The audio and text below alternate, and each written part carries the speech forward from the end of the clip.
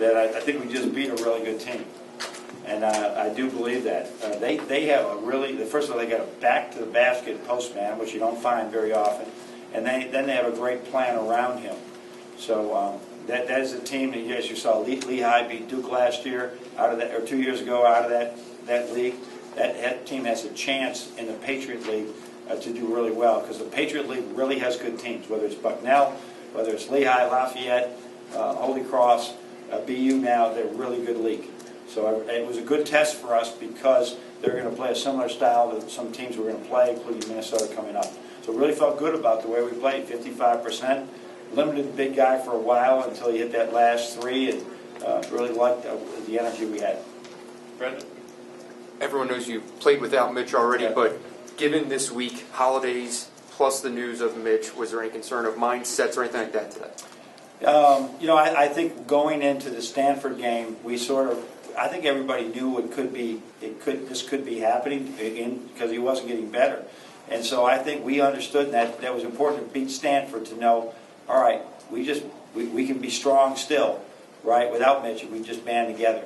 So the big men, you put yourself in that situation, I'm going to play 5 minutes a game or I might play 20. So, and there are two of our captains as well. So I think everybody's rallying to it, and obviously Mitch is really good friends with our team. So they are playing for him just as much as they were playing with him. Joe? Given that all eyes are going to sort of be on the front court for a little bit and seeing how they replace Mitch's production, what did you think of what you saw? So 16 and 10 was good today.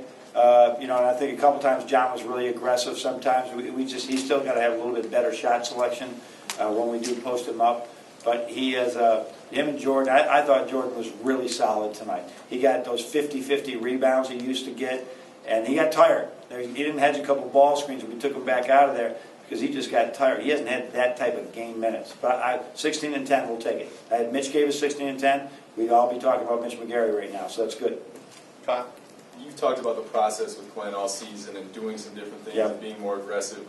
Over the last 3 games, we started to see that, and he just said, he's really confident right now. He spent some more time in the gym. Is it as simple as that, or is there more? It's pretty simple. Well, there's 3 things. That number one, he's got to look for these opportunities more. And he's such a good kid that, he may sometime, it may be a fault that he's not looking for his own opportunities. Number 2, we have to continue to recognize where he's come from. And number 3, as I said before, his teammates need to pass better, because there are several times, in games he's wide open, and it happened a couple times today. He's a good player, throwing the ball when he's open. So we're getting better at recognizing that. Right in the middle, Coach. Career day for Glenn Robinson III today. Do you think his ceiling is still higher than what we saw? Oh yeah, he's 19 years old. He's going to turn 20 next month. He is just he's in a discovery in some areas what he can do with that athletic body. Now, is he good? Yeah, he's really good. But right now, he's just learning all these things of what he can do. But he's got such great poise and presence on the floor. His ceiling's very high, and much higher than it is right now. Go back to Joe, Coach. Going back to Jordan, how valuable is it to have a guy stepping in to replace Mitch who has in his career really carried the load at the center? He won a Big Ten championship. He was our starting center in a Big Ten championship team. And it is really valuable to have him. And he's got to have the right mindset every day. And it's, he's sat enough. He sat a whole game when we beat VCU.